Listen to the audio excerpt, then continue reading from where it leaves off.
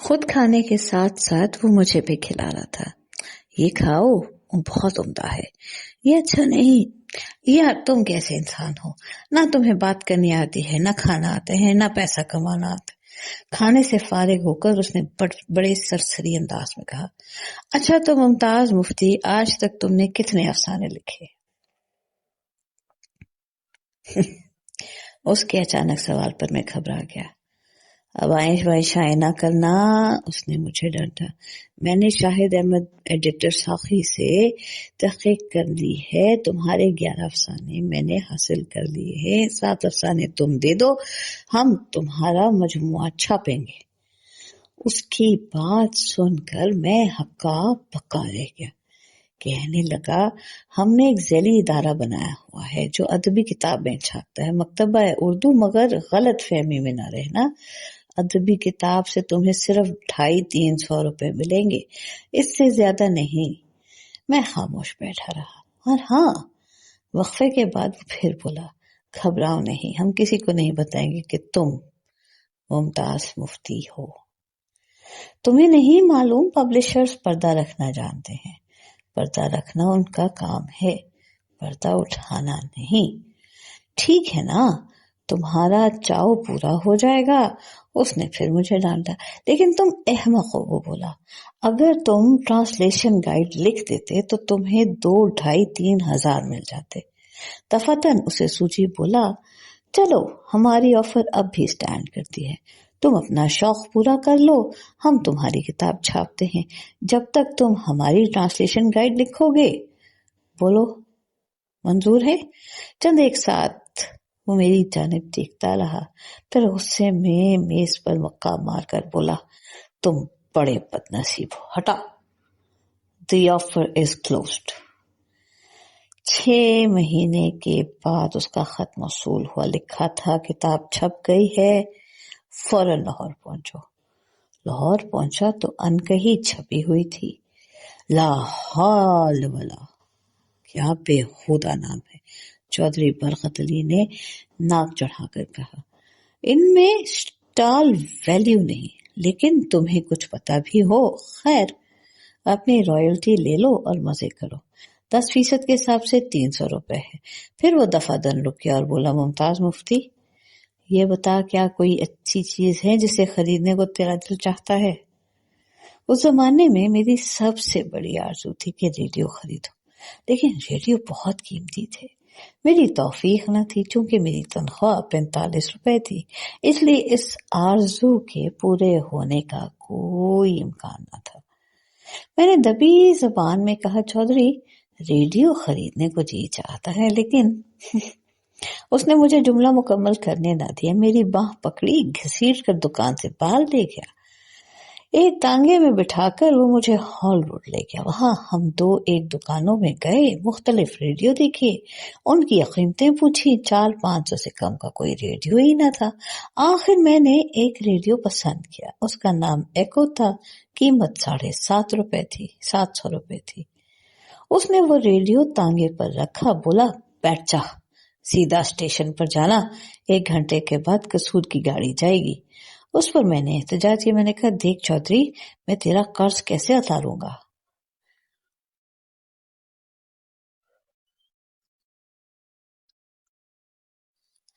कोई कर्ज वर्ज नहीं, वो चलाया मेरी तरफ से तोहफा है, जाब देख, उसे ख्याल से साथ ले जाना। तोड़ फोड़ दिया तो मैं मरम्मत करा के नहीं दूंगा। ऊपर तख्ते पर ना बैठना, अपने पास सीट पर रखना। रास्ते में मैं सोचता रहा, या अल्लाह, ये शख्स कैसी मखलूक है। एक तरफ से रीछ है, दूसरी तरफ से फाख्ता।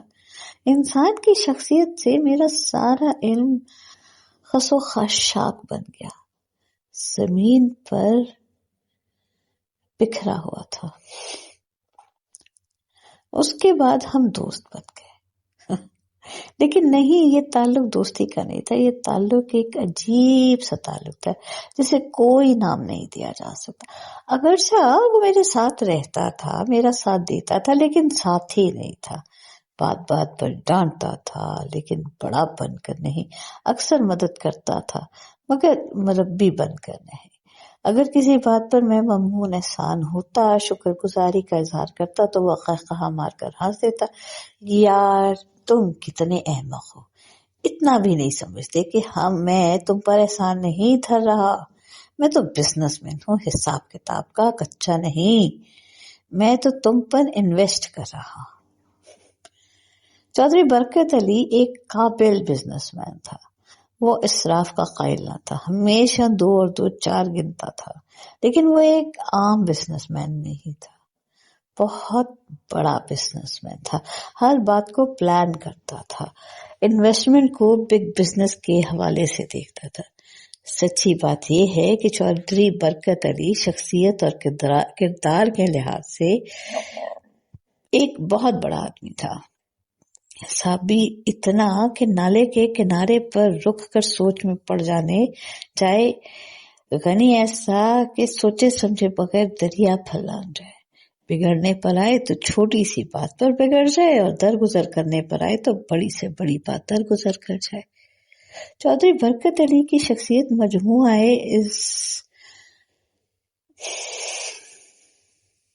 ازداد تھی، لیکن اس میں منفی عنصر نہ تھا، اسے مل کر پہلی بار میں شخصیت میں پیراڈاکس کا مفہوم سمجھا۔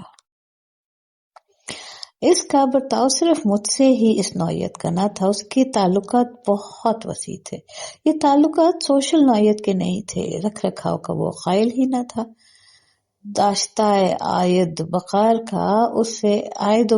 کا اسے شعور نہ تھا۔ دراصل اس کے اندر بڑی جان تھی، بھیڑ لگی ہوئی تھی، پبلشنگ کا کام اس کے اندر کی اودھ کو جذب نہیں کر سکتا تھا، لہٰذا اس نے بہت سی مصروفیات پال رکھی تھی، پبلشروں کی ایک تنظیم بنا رکھی تھی، 2 ایک ہائی اسکول چلا رہے تھے، پنجاب بک ڈپو کے علاوہ ادبی کتابیں نشر کرنے کا ایک ادارہ مکتبہ اردو بنا رکھا تھا جو اعلیٰ ادبی کتابیں چھاپنے کے لیے مشہور تھا، ایک ادبی ماہانہ چلا رہا تھا جو ادب لطیف کے نام سے مشہور تھا۔ ان دنوں ادب لطیف چھوٹی کا ادبی جریدہ سمجھا جاتا تھا، جسے چلانے کے لیے چودھری برکت علی نامور ادیبوں کا تعاون حاصل کیا کرتا تھا۔ ان دنوں چودھری کے بہت سے نوجوان عزیز و اقربا اس کے گرد جمع ہوتے تھے، نذیر تھا، رشید تھا، بشیر تھا، یہ نوجوان بڑے ظاہر تھے، محنتی تھے، وہ برکت علی کی شخصیت سے بے حد متاثر تھے، ان میں کام کرنے کا اس قدر شوق تھا کہ دیکھتے ہی دیکھتے انہوں نے ادب شناسی اور پرنٹنگ میں مہارت حاصل کر لی اور ادبی حلقوں پر چھا گئے۔ اس بات پر حیرت ہوتی تھی کہ شیخو پورہ کے ایک زرعی خاندان سے کس طرح اعلیٰ ادب اور کوالٹی پرنٹنگ پر عبور حاصل کر لیا اور لاہور میں پرنٹرز اور پبلشرز کے حلقوں میں اعلیٰ مقام بھی حاصل کر لیا۔ بہرحال ایک بات واضح تھی کہ یہ سب دیے حضرت چودھری برکت علی کے جلائے ہوئے تھے۔ ان باصلاحیت نوجوان چودھریوں میں ایک بہت بڑی کمزوری تھی، وہ سب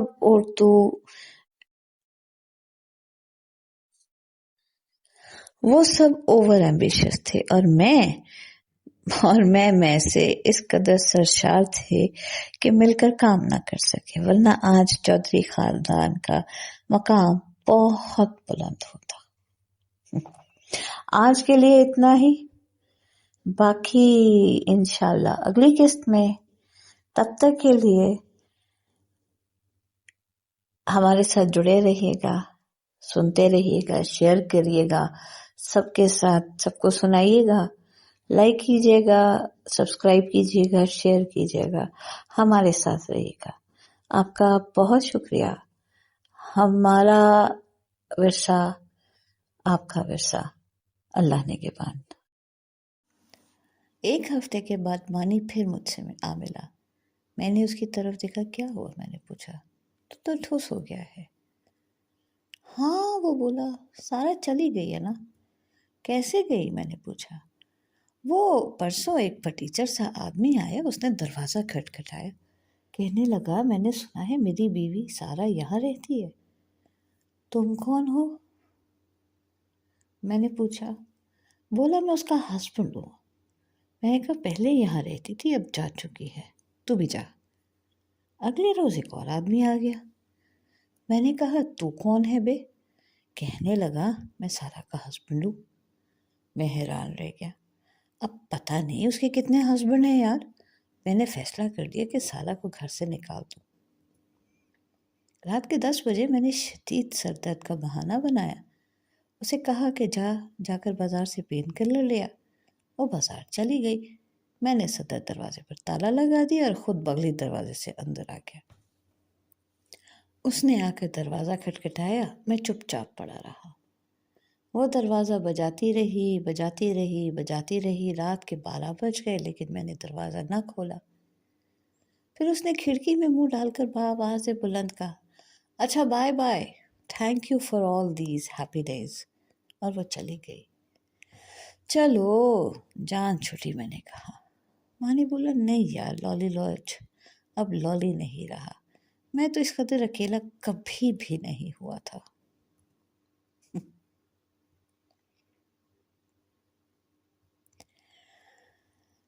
علی پور کی ایلی میں